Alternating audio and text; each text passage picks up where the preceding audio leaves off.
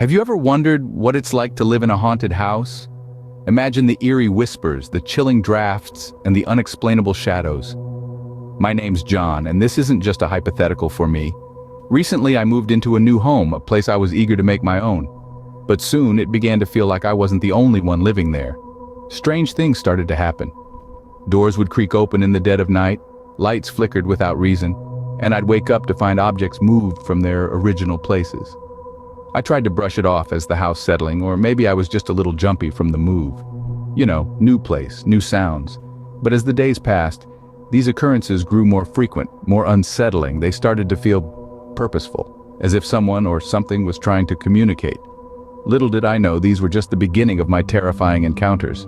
The first incident happened just a few days after I moved in. I had finally settled into my new home, or so I thought. As the shadows of the night grew longer, and the silence of the house became louder, the first night brought with it a chilling encounter. It started with a nightmare, the kind that sends shivers down your spine and quickens your pulse. In the dream, I found myself standing in the dimly lit hallway of my new house. A cold breeze swept across my face, making the hairs on my neck stand on end.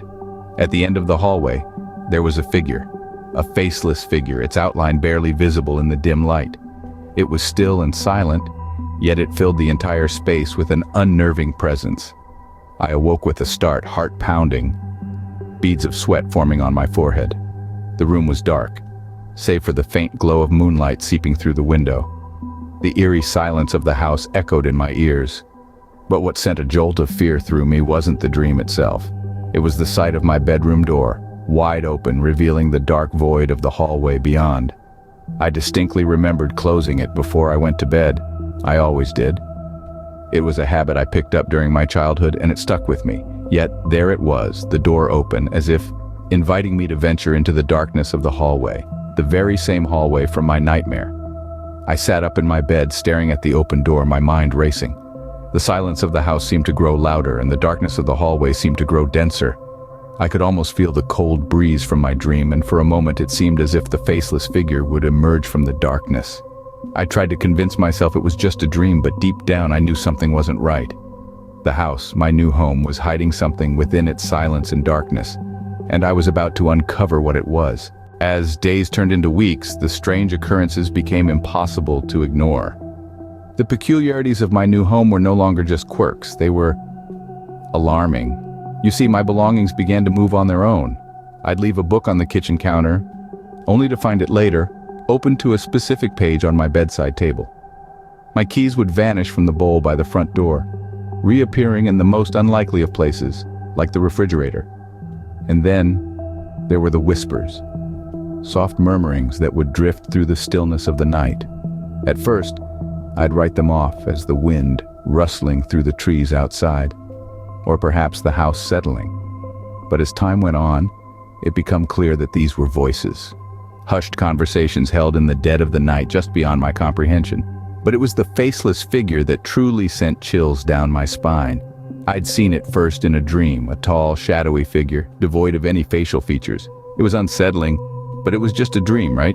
But then I began to see it in reflections, in the bathroom mirror, in the polished surface of the toaster, in the darkened screen of the television.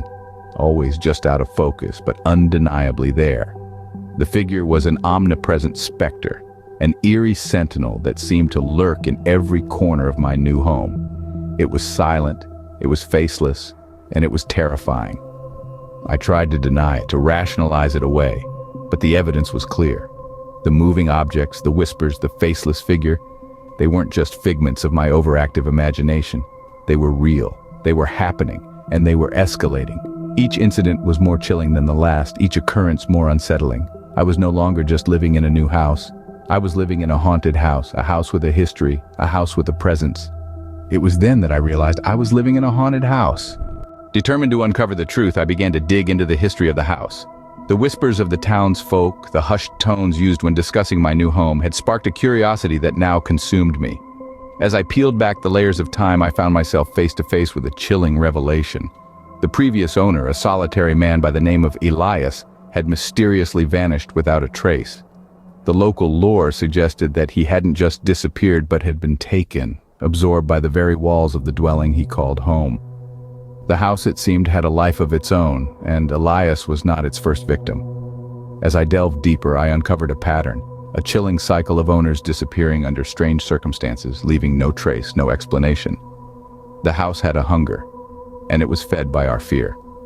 The faceless figure that I had encountered, the one that had instilled a dread so profound within me, was a part of this chilling narrative. The locals believed it to be a malevolent spirit, a spectral entity that fed off the fear of the living. Its facelessness, they said, was a reflection of its insatiable hunger, its never-ending thirst for fear. It was not bound by the physical realm, but existed in the shadows, in the corners of our eyes, in the deepest recesses of our minds. The house was not just a structure of bricks and mortar.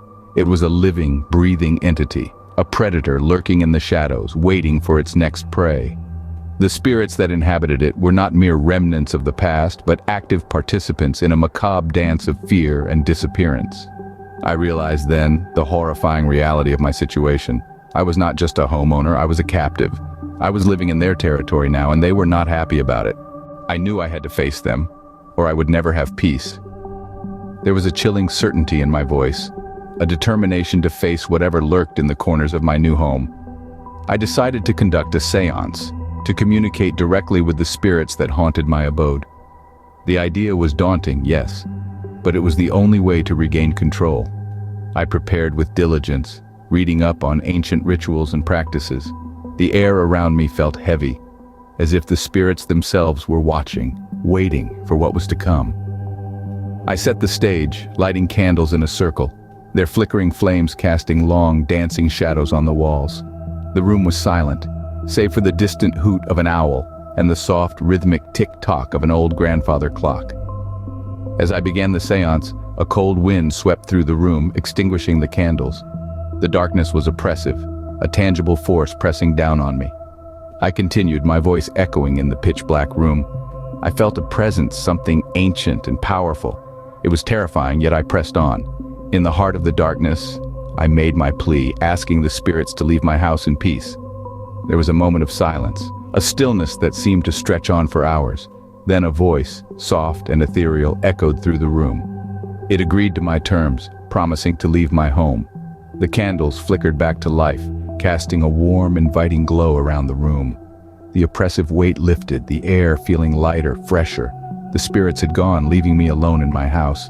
I had confronted the unknown, faced my fears, and emerged victorious. But the memory of that chilling encounter, the cold wind, the whispers in the dark, they would forever be etched in my mind. It was the most terrifying experience of my life, but I finally had my house back. The haunting was over, but the echoes of that night would linger, a chilling reminder of the time when I shared my home with the unseen. Life after the confrontation was surprisingly normal. The chill of dread that used to cling to the air had dissipated, replaced by a calm that was almost eerie in its tranquility.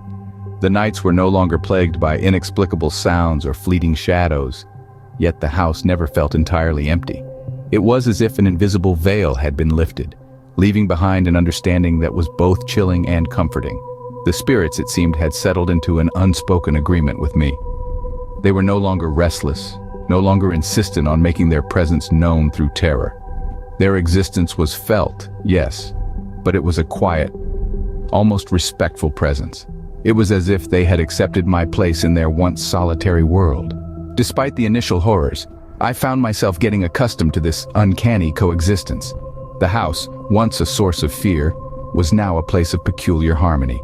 I still live in the house, it's my home now, and as long as I respect them, the spirits respect me.